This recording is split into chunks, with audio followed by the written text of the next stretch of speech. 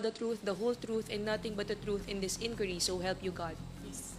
Yeah, oath has been administered, Your Honors.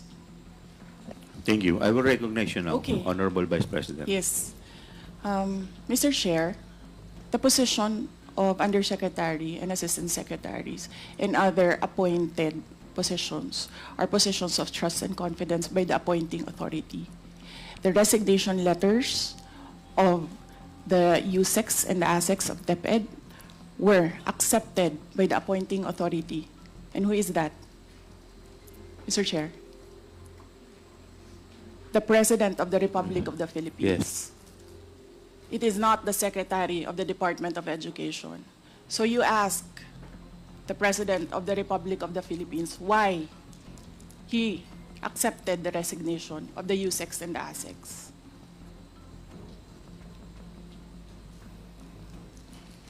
What is the point, Honorable Vice President?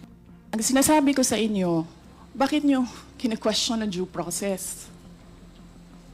Tanungin nyo ang appointing authority, bakit niya tinanggap ang resignation letter?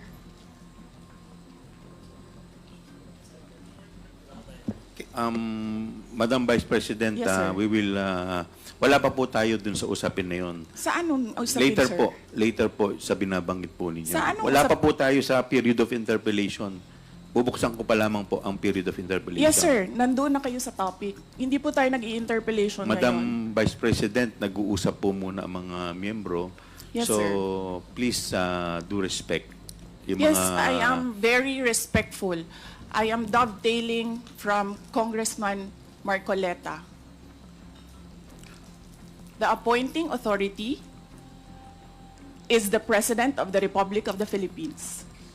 Why are you questioning due process in a discussion of resignation of USEX and ASEX? Wala pa pong nagtatanong about that, Madam Vice President. Sir, kinontempt nyo Madam- na, sir, dinetain nyo na yung tao for due process. Madam Vice President, Sir, nasa loob ng detention ang tao because you questioned due process. Asaan ang explanation ng due process ninyo doon? Nasaan? Madam Vice Tinanong President, kita kanina. I'm sorry, sir. Tinanong kita kanina, sino ang appointing authority? USEC ng ASEC. Anong sagot mo? Secretary. Hindi mo pa po- alam. Hindi pa po ako nagsumasagot. Hindi mo. Nakita kita, sumagot. Camera. Kita kita sumagot. Sinabi mo, Chairman, Secretary. motion to Hindi suspend. ninyo alam lahat.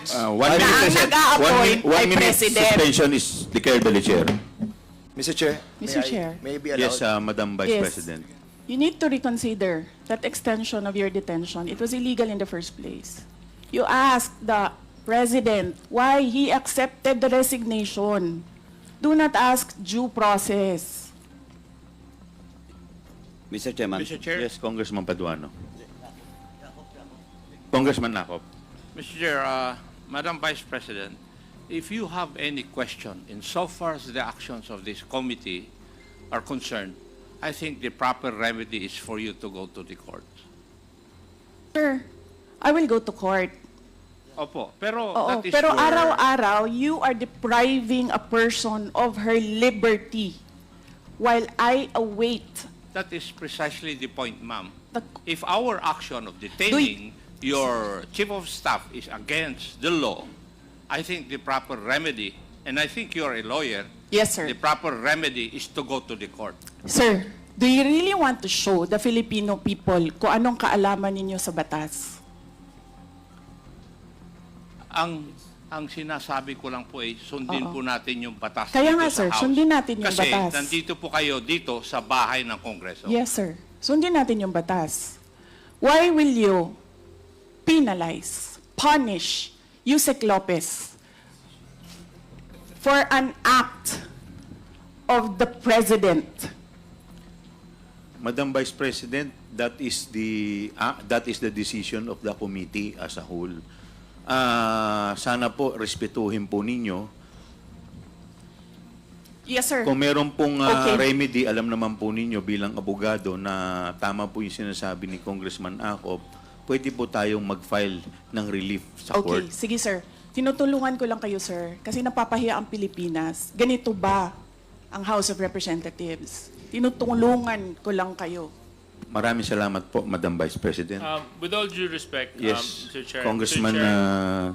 Chair, I move that we Deputy strike Speaker out. Yeah, I move that we Suarez. strike out that last comment said about the House of Representatives. I don't think that is warranted. Neither is it fair to make statements such as that. So move, Mr. Chair. Second. Is there any objection? Hearing none, the motion is carried. And Mr. Chairman, Yes, may Congressman we Dan remind all the Fernandez. resource persons to address the chairman kasi nakakawala po ng respeto sa committee na to kung hindi po natin i-address ang chairman. Maraming salamat po, Mr. Chair. Thank you. We will now continue to the next item in our agenda. We will now proceed to the interpellation proper. The first to interpolate is the Honorable Congressman Acop.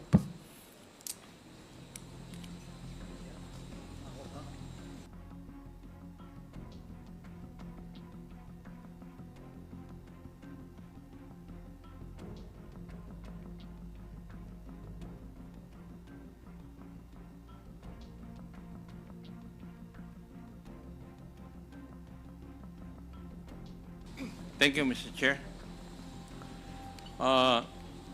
May I ask Mr. Edward Farda?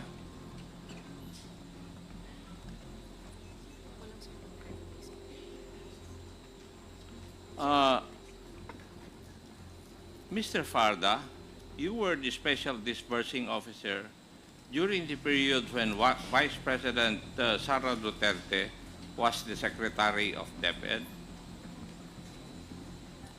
Your Honor, Mr. Edward Farda, you're recognized.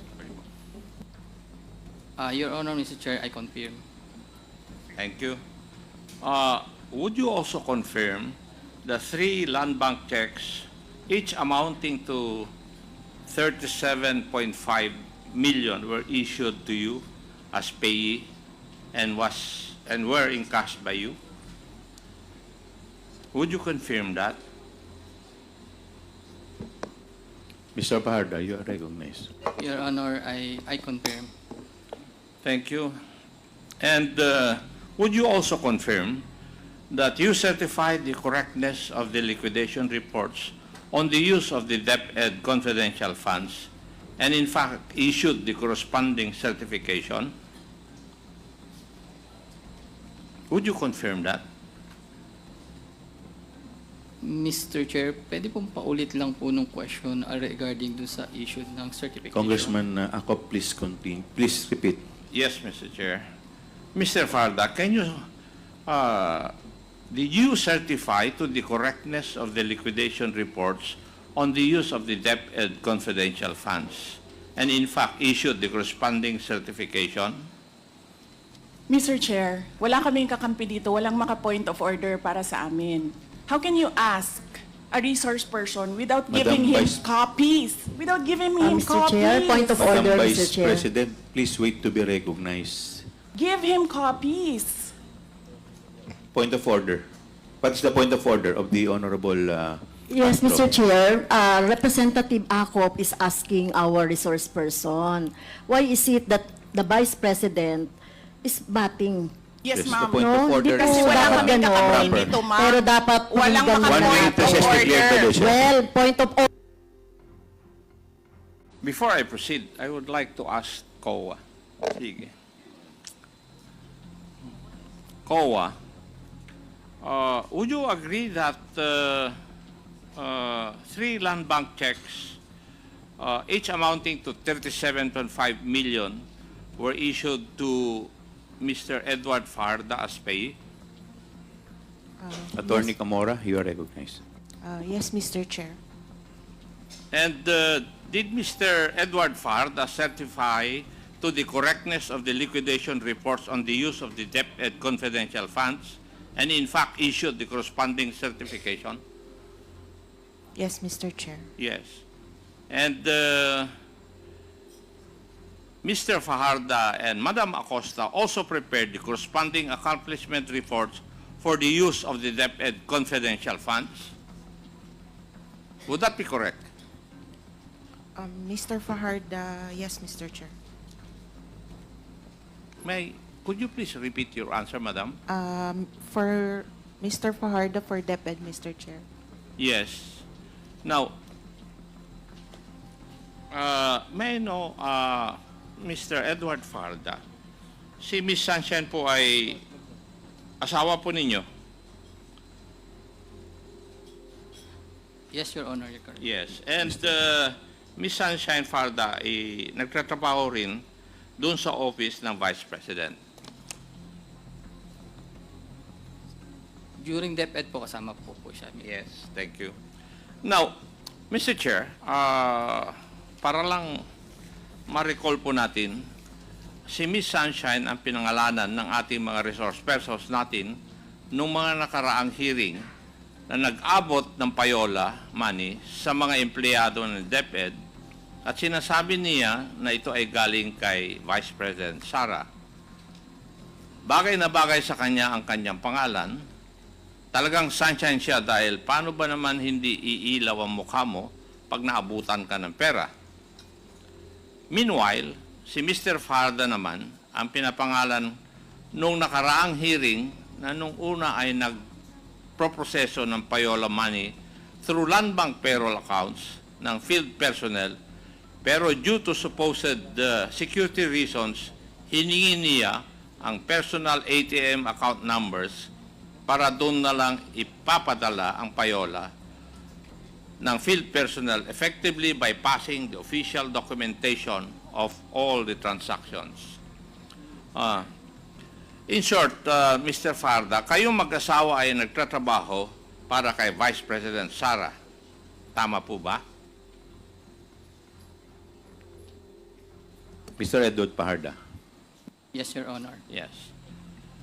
Kayo ni Miss Sunshine ay galing sa Davao. Tama rin po ba? Yes, Your Honor.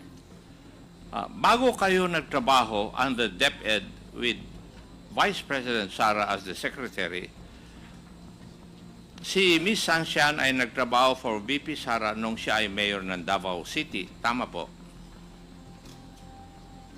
Mr. Fajardo. Yes, Your Honor. In other words, Mr. Farda, lumipat kayo ng Maynila to serve under the office of the Vice President and in DepEd. Tama rin po ba? Your Honor, yung po kasing asawa ko nasa Manila, so kung ako po ay nasa Davao, so I decided na mag-apply po ako sa DepEd, kaya nagkasama po kami.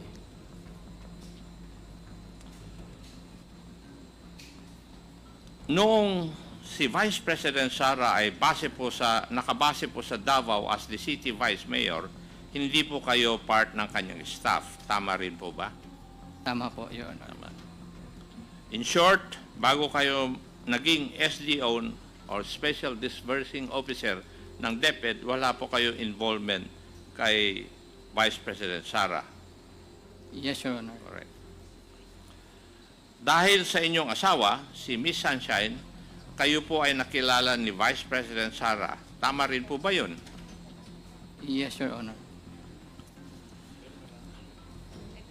Sa makatuwid, tama rin po ba na ang pagiging Special Disbursing Officer ninyo ay ang first job nyo kay Vice President?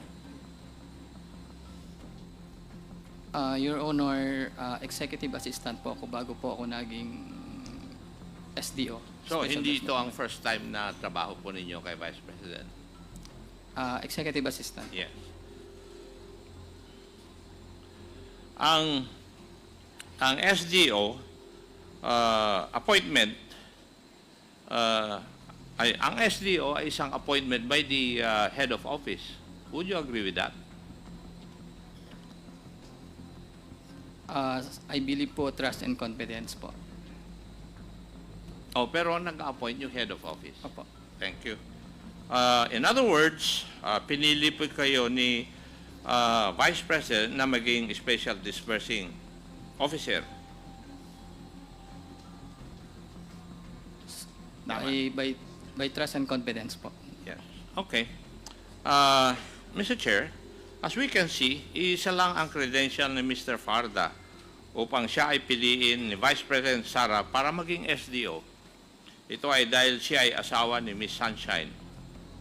Alam naman natin ang posisyon na SDO requires trust dahil malaki ang funds na involved dito. Sinabi na rin ni Mr. Farda yun.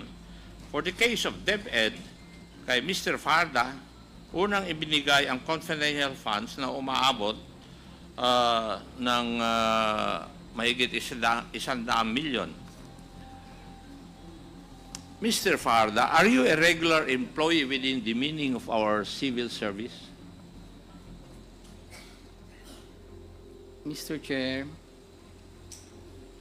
executive assistant po is also appointed po ng head of the office of the agency, considered po as a regular employee. Considered as a regular employee and therefore covered po ng civil service rules. Would you agree?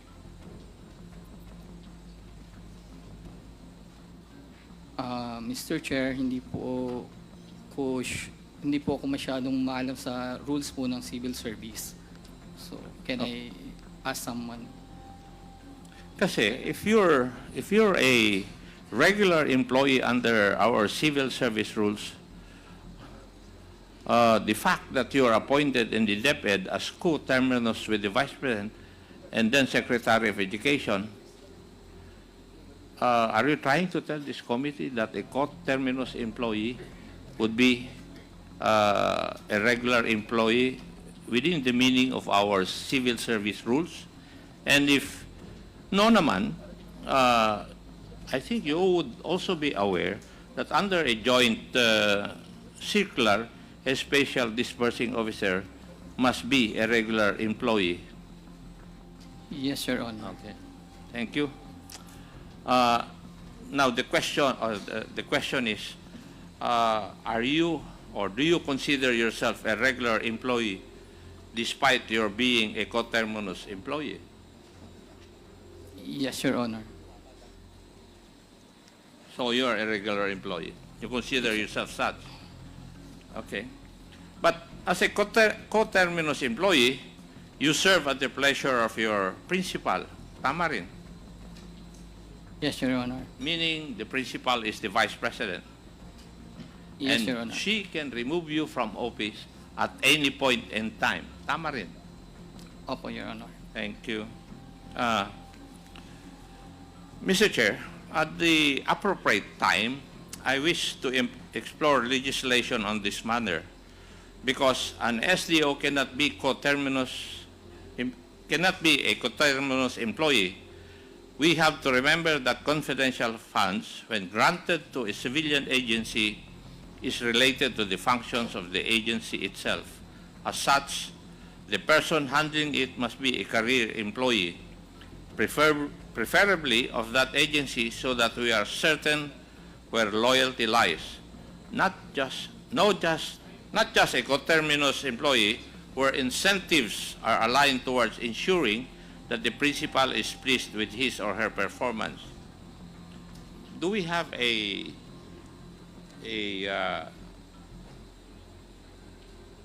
representative of the Bureau of Treasury, Mr. Chair?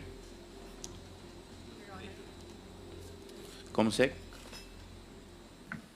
Your Honor, Bureau of Treasury was informed belatedly, but they will try their best to appear today, Your Honor. So they're not present today. Not present today, Your Honor. Kasi, Mr. Chair, ang tatanungin ko po sana is tungkol po dun sa fidelity bond. And the representative of the Bureau of Treasury is the appropriate or proper person to explain to us yung fidelity bond vis-a-vis the accountable officer. Your Congressman Honor. Nakop, I think the the representative of Bureau of Treasury is present. May I please recognize Attorney Jericho Cadorna, OIC for the Complaints and Investigation Division of the Bureau of Treasury, Your Honor. Nakapag-oath na po ba siya, Comsec? Previously, in the previous hearings, Your Honor, he has already taken his oath. Okay. Please take your seat, Attorney Cardona. Please proceed, Congressman Nakop. Thank you, Mr. Chair. Attorney, bago i-discuss po natin yung fidelity bond, maaari po ba ninyong explain sa amin o sa committee na ito at saka mga nandito ngayong araw na ito, ano ang accountable officer at sino po ang mga pwedeng maging accountable officers?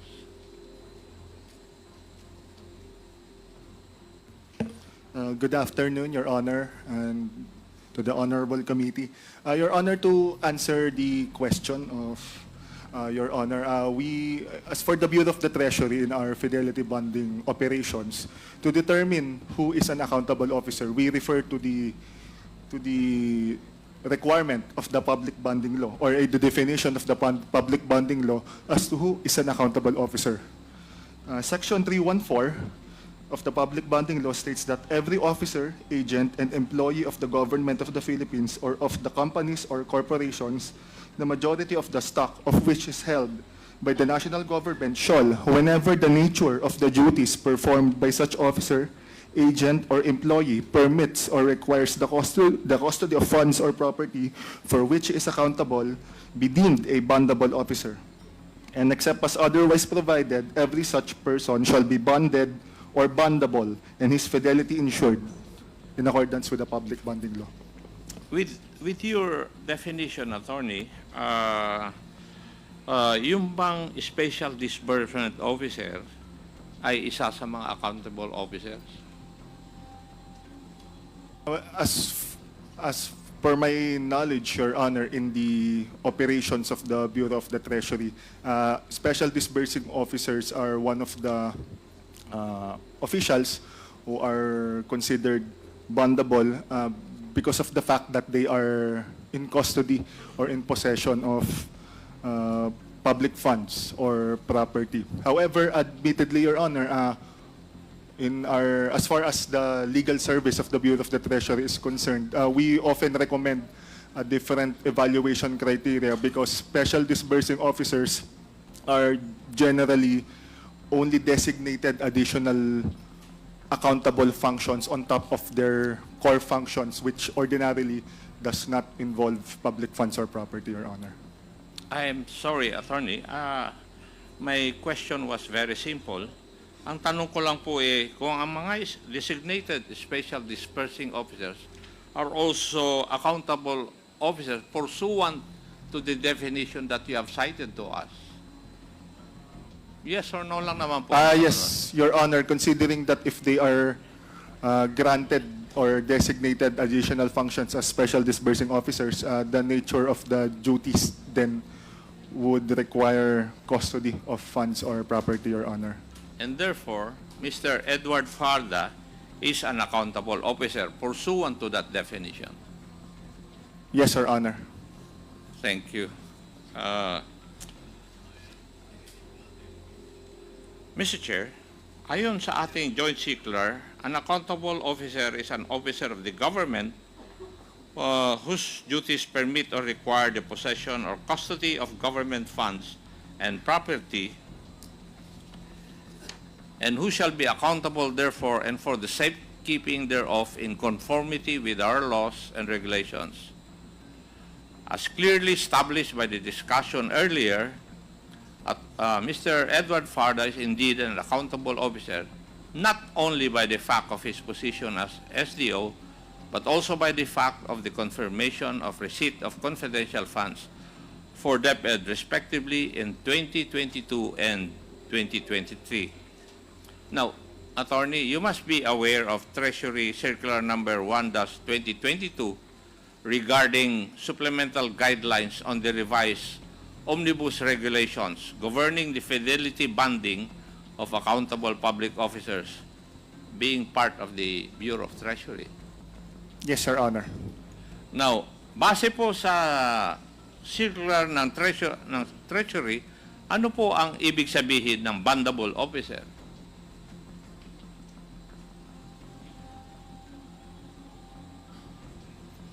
Ito po ba ay nangangaluhugan na may bond na ipinopost para sa kanya? Yes, Your Honor. And ano po yung tawag po ninyo doon sa bond na binibigay ng bondable officer?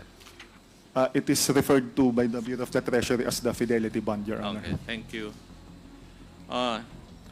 Pwede po bang ipaliwanag niyo po sa amin sa lahat na nandito kung ano po ang ibig sabihin ng fidelity bond in layman's terms. Your Honor, a fidelity bond or the posting of the fidelity bond is an assurance or the commitment of an accountable public officer that he will faithfully discharge and lawfully discharge his duties, particularly his accountable public duties, considering that the accountable public officer is in possession of public funds or property. It is a commitment, Your Honor, that the accountable public official will faithfully and lawfully discharge his or her duties. Ano po ang purpose? Is that the last statement that you made? Yan po ba ang purpose ng fidelity bond? Its purpose also, Your Honor, is for the accountable public official for his fidelity to be covered, Your Honor, to be covered by the fidelity fund. Marami pong salamat. Now, bakit kailangan mag-post ng fidelity bond ang isang accountable officer katulad ni Mr. Fajarda? Your Honor, because the reason being is that because the fidelity bond or a bondable officer is a bonded officer rather is covered by the fidelity fund, the fidelity fund maintained in the Bureau of the Treasury shall be available for the purpose of replacing defalcations, shortages, and unrelieved losses in their account, Your Honor. Thank you. Ngayon, sa Bureau of Treasury, ano po ang ibig sabihin ng public fund?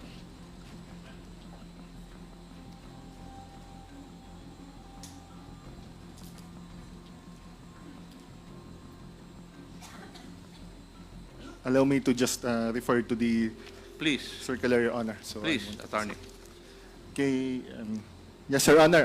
I will quote item Q of the definition of terms under Treasury Circular 2-2019 as amended. Public funds shall refer to funds or public monies under the possession, custody, or control of an accountable officer by virtue of his or her official position or designation, which include public monies of every sort and other financial resources such as cash, instruments, representing or convertible to money, receivables, and the like pertaining to the government agency, Your Honor. And pursuant to that definition that you have read, ang confidential funds ng DepEd ay kasama sa public funds under the possession, custody, or control of the special disbursing officer. In this case, Mr. Edward Fajarda. Yes, Your Honor. Thank you. Ano po ang liability ng accountable officer katulad ni Mr. Fajarda sa ganitong sitwasyon?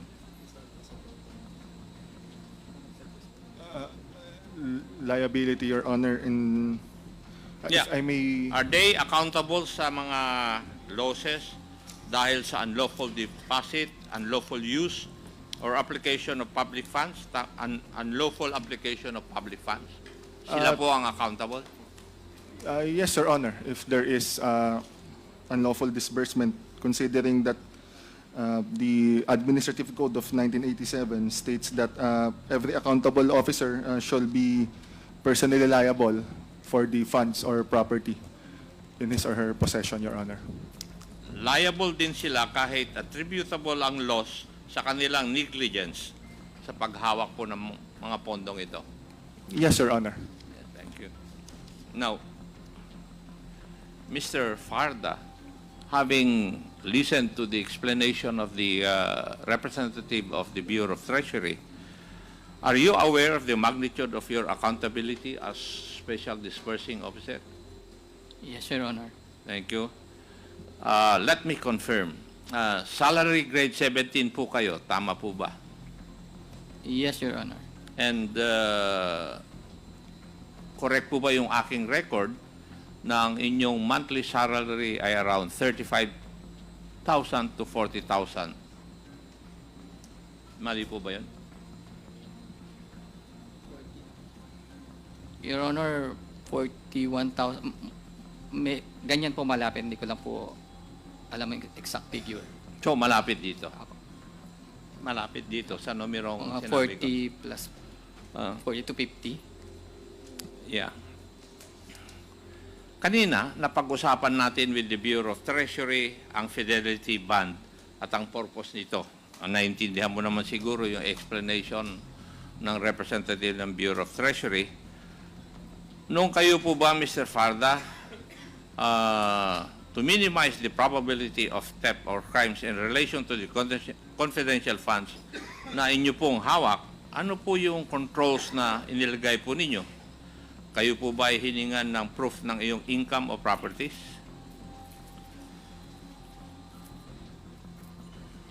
Your Honor, ang tanong po niyo po ba yung as SDO, as an SDO?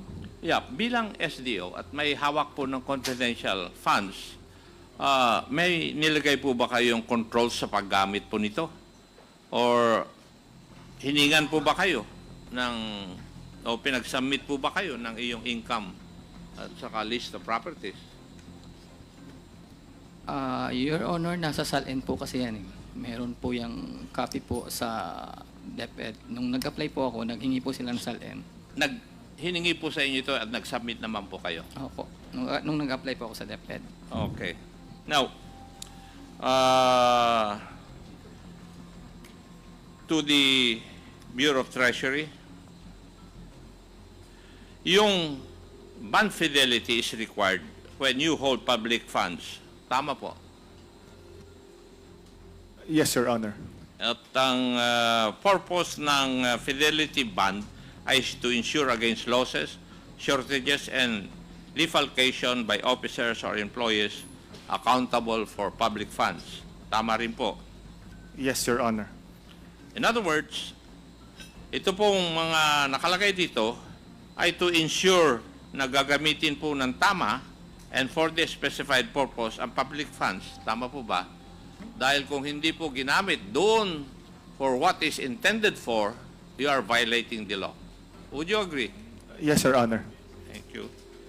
Now, would you also agree with me that the fidelity bond should be equal to the amount of public funds that you would hold being a special disbursing officer? Would that be correct? Well, I do agree, Your Honor. But that is... Hindi ko po tinatanong kung nag-agree po kayo. Tama rin po ba according to your rules? As for the Bureau of the Treasury's rules, Your Honor, admittedly, the coverage of the bond is not equal to the amount of the accountability disclosed. That is the present policy or the existing policy of the Bureau of the Treasury, Your Honor. Now, may I know the reason why pumayag o nag-agree po kayo sa aking contention? Kasi importante po ito dahil pwedeng baguhin natin yung naandun sa Bureau of Treasury. Well, let me preface my answer, Your Honor, by saying that this is just my personal opinion as part of the legal service, and this does not preempt a forthcoming position of the Bureau. But I do agree with the sentiment, Your Honor, because it has the features of an insurance. So therefore, in order for it to fully insure, you could say the fidelity losses should be reimbursed by said insurance. But then again, Your Honor, that is just my personal opinion, and this does not preempt any forthcoming official position of the Bureau, because really the reason why there is a minimization or limit on the bond coverage is to reduce moral hazards, Your Honor, and the fact that there are fiscal implications because presently the Fidelity Fund are with the Bureau of the Treasury. So to reimburse it fully would have fiscal implications, Your Honor. Kasi, would you agree also na kung sobra naman ang liit ng bond, then wala na pong incentive to use the trusted public fund properly? Will you also agree with that, Attorney? I would agree with that, Your Honor. Thank you. Si Mr. Farda ay pinayagan maghawak ng up to 50 million o ang kanyang approved amount of bond. Based on this data, the approved amount of bond is 4 million while the bond premium is 60,000. Tama rin po ba yun sa inyong mga rules and regulations? While I do not have the records, actually, Your Honor, because that belongs to the National Capital Region Regional Office, and the invitation was belatedly sent. But if we would refer to the schedule of premium rates, accountability, and bond coverage, if I may ask again, Your Honor, the accountability is for how much, Your Honor? 50 million. 50 million. That is the approved amount of bond. 50 million, Your Honor, for the bond, Your Honor? Yeah, Perhaps accountability, Your Honor. Yes, the accountability is 50 million. The approved amount of bond is 4 million. Yes, Your Honor. That would be compliant with the schedule of premium rates under existing Treasury circulars. For minimum cash accountability ranging from 25 million and 1 peso to 75 million pesos, the amount of bond would be 4 million with a premium to be paid, which is 60,000 pesos. 60,000. Yes, Your Honor. Tama sa rules and regulations po ninyo. Yes, Your Honor. Now, paliwanag po sa amin anong ibig sabihin ng approved amount of bond? That is basically, Your Honor, the coverage of the Fidelity Fund. If ever there are losses, shortages, and defalcations, that is the maximum amount that can be paid by the Bureau of the Treasury. Whichever is lesser, Your Honor, it could be the amount of loss if it's lesser, or it could be the amount of the bond if it is lesser, Your Honor. Okay. Ano rin po ba ang bond premium? It is to be paid, Your Honor, by the agency in order for the bond to be confirmed, or for basically the contract to be binding, Your Honor, that the official is bonded. Yes. Thank you. In the case of Mr. Farda, hindi po ba maliwanag na ang layo ng approved amount of bond and the bond premium sa amount of accountability po niya? Will you agree with that? I would agree with that, Your Honor, because such is the present status of the policy, Your Honor. Yes, yung sitwasyon ba na ito ay tama according to your rules? According to the rules, Your Honor, it would be correct because that is what is stated under the policy, Your Honor. So normal. Per the rules, Your Honor, that would be normal, Your Honor. Would you agree also with me that if this is the situation, there is no incentive for Mr. Farda to properly use the 50 million? Will you agree with that? As far as the fidelity bonding operations is concerned, Your Honor, considering that the bond coverage is admittedly very minimal, well, yes, Your Honor, just personal opinion, looking at it with the features of an insurance contract, Your Honor. We have established a while ago that the salary grade of Mr. Edward Fajarda is only 17 and thus earns around more or less 40,000 a month. Further, he was not asked to show, or he was asked to show properties, but was not, I think he also was asked to provide a financial capacity to cover the accountable amount of 50 million. So, pinipilit ko pong intindihin how could 4 million bond serve as protection for the 50 million public funds entrusted to a person. Sa inyong departamento, hindi nyo po ba napag-aralan ito? How would a, 4 million bond serve as a protection for a 50 million public fund entrusted to an SDO? In that regard, Your Honor, as I was not part of I do not have the knowledge on the wisdom behind the matrix of schedule of premium rates, because since time immemorial, admittedly, Your Honor, it has been this way. It was just added, or additional items were just added throughout the years. But I would refer it to our principals, Your Honor, if there's a need for the Bureau's position regarding the matter. Kaya ko po tinatanong, baka I think there's a need already to amend Di po ba? Kasi yung amount, wala pa nga 20% nung coverage. Would you agree with that? I would agree with that, Your Honor. Thank you. Now, COA, can you please walk us through the steps of obtaining confidential funds? Would it be correct that this begins with the disbursement voucher? Madam COA? Sir, Mr. Chair, may I ask? Can the question be repeated?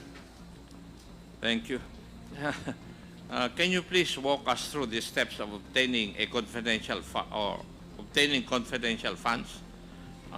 Would it be true that this begins with a disbursement voucher? Yes, Mr. Chair, from the cash advances, for the cash advance. Correct. Tama. Yes, Mr. Chair. Now, ano po ang purpose ng isang disbursement voucher?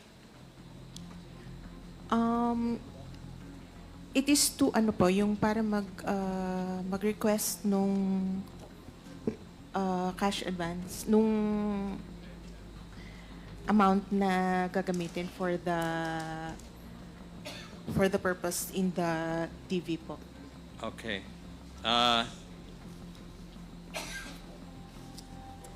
Mr. Farda, sa nakaraang mga hearing namin, paulit-ulit pong nababanggit ang inyong pangalan. Sa katunayan, nabanggit din po ang pangalan niyo ni Attorney Michael Powa, spokesperson dati ni Vice President Sara, at dating Chief of Staff sa DepEd. Kilala niyo po ba siya? Yes, Your Honor. Yeah. At noong nakaraang hearing, napag-usapan ang confidential funds ng DepEd, pati ang mga YLS or Youth Leadership Summits. Dahil hindi po kayo nagpakita noong nakaraang mga hearing, wala po kaming choice kung hindi magtanong sa mga resource persons na nandito noon, noong araw na yon. Pero ayon kay Attorney Powa, ikaw at si Vice President Sara lang ang may alam tungkol sa paggamit ng confidential funds. Do you confirm this? O si Attorney Powa ang nagsisinungaling? Your Honor,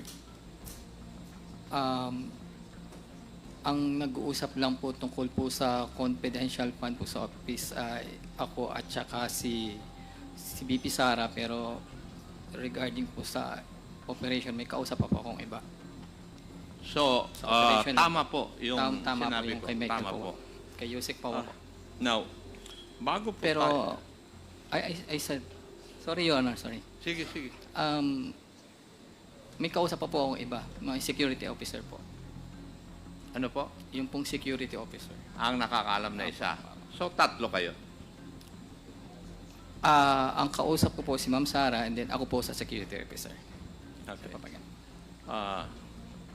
Security officer, ikaw at si Vice President. Correct. Okay. Your Honor, hindi po nag-uusap po si security officer at saka si Vice President Sara. So, ikaw lang ang kausap ng security officer? Opo. Kilapit lang yung mic niyo. Yes, Your Honor. Thank you. Bago tayo pumunta sa mga pinaggamitan ng confidential funds, dito muna tayo sa paano ba ipaprocess ang confidential funds. Specifically, yung confidential fund ng DepEd. Ang una pong step, Mr. Farda, is yung disbursement voucher. Would that be correct? Your Honor, may isa pa pong ginagawa para po magawa po yung disbursement. Ano voucher. po yun? Physical and financial plan po. Yes. There must be a physical and financial plan. Yes, Your Honor. Yes, thank you. Yung pong disbursement voucher para sa first quarter ng 2023, in the amount of 37.5 million, sa iyo po ba nakapangalan yung disbursement voucher? Your Honor, ang pinapangalan po sa akin yung cheque. Yung pong cheque. Yeah. Sa iyo po. Yung cheque po. Yung disbursement voucher, wala. Ayan po ang disbursement voucher. So, nakapirma lang po ako dyan. Pero, Nandyan yung pangalan po Apo, ninyo. nagsasign po ako, Your Honor. Thank you. Yun din pong cheque, kagaya ng sabi ninyo, nakapangalan na rin po sa inyo. Opo, Your Honor. Okay. Pero matanong ko po, kayo po ba nag-prepare ng disbursement voucher?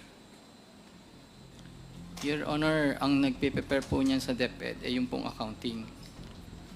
So, ang nagpre-prepare ng mga disbursement vouchers ng confidential funds of DepEd ay yung accounting division po. Yung pong disbursement po, as to disbursement. Yung vouchers. Opo.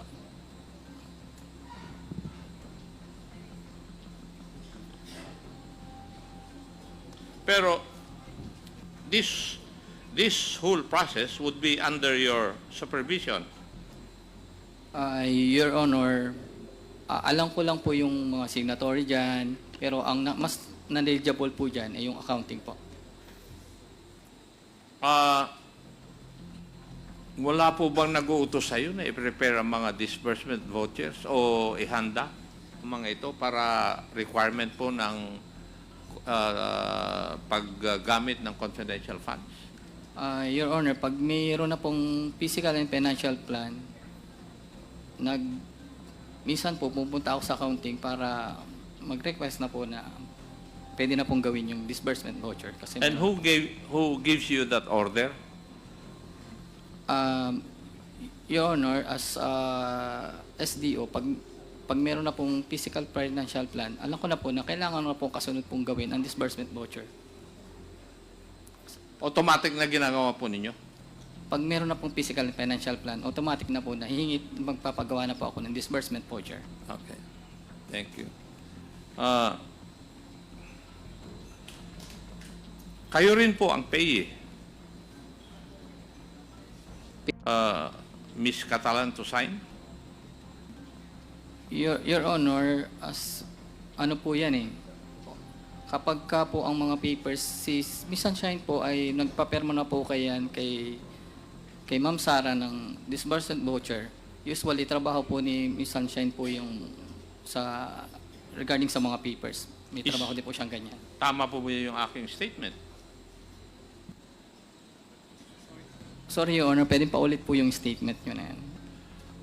Hindi ba tinanong ko kanina, yung pangalan po ni Miss Rona Catalan is nakalagay din po sa disbursement voucher na nakalagay diyan kanina. Nakita natin. Opo, Your Honor. Tama? Ito po ba yung ni-request ni Madam Sunshine for Miss Catalan to sign? Hindi ko po alam kasi po, yung pong separate po kasi kami ng trabaho eh. Hindi ko po alam kung yan po talaga yung yung okay. Question po yan. Kasi si Madam Rona Catalan in the previous hearings claimed that Madam Sunshine requested her to sign the liquidation vouchers for the 102.5 million in DepEd confidential funds, which were reportedly withdrawn as cash advances by you, who serve as the special disbursing officer at DepEd. Yun po yung sinabi ni Madam Catalan, kaya tinatanong ko po kayo. Your Honor, ang ano po namin is, ang per quarter po, lagi pong 37.5 million. Opo. Tatlong beses? Opo, tatlong beses po. Yes. So, totoo yung claim ni Madam Rona Catalan. Siguro po, kaya hindi ko po sure, kaya wala po kasi Okay. ako doon. Thank you. I'll take that for an answer.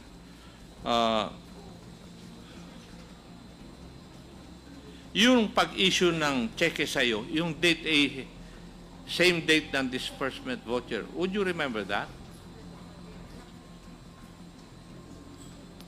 Pag-issue po ng cheque, Ayan, nandyan. Your Honor, ano pong ibig sabihin po issue po ng cheque? Same Nagkasabay day. po nung disbursement voucher. Doon Ay, sa pagkakaalam ko, ginagawa po muna yung disbursement voucher Agree. para po makagawa ng cheque. Apo. Pero, yung pagkatapos ng disbursement voucher, sumunod ka agad yung pagkagawa ng cheque. Would you agree? Hindi ko na po alam ko kasi accounting po ang nagpa-process nun eh. Accounting. Opo.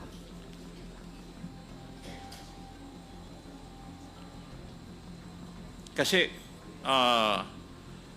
may pagkaalam po ako dun sa controllership iho eh.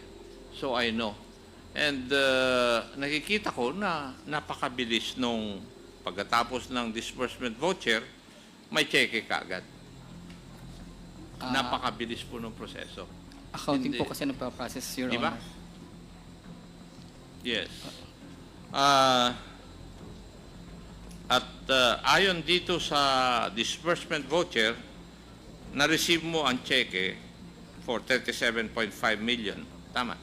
Yes, Your Honor. Thank you. I would just like to manifest, Mr. Chair, nakita natin sa screen ang kopya ng 37.5 million check na issued na-issue kay Mr. Farda. Ang pag-advance ng 37.5 million na ito ay may approval ng Office of the Vice President. In fact, nakalagay nga sa disbursement voucher itong cash advance ay necessary, incurred lawfully and under her direct supervision. Mr. Farda, nung nakuha mo na yung cheque, ano po ang ginawa niyo po sa cheque? Your Honor, yan po ay withdrawin ko. Pero sa naalala ko po, hindi po agad na na-withdraw eh. Ano po ata ng kinabukasan pa. Kasi sa pagkaalam ko po, ang bangko wala pong ganyan atang. Winidraw niyo po ba ito one time? Yes, Your Honor. Yung pong 37.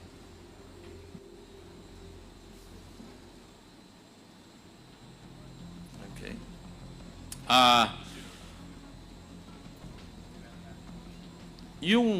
Yung pagka-withdraw nyo yung pondo, saan nyo po dinala? Sa office po, Your Honor. Sa office.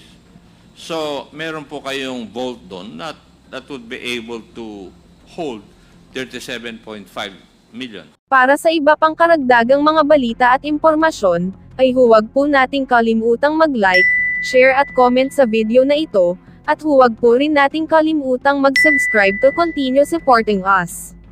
Maraming salamat po sa inyong panonood, at naway tangkilikin po ninyo ang aming YouTube channel.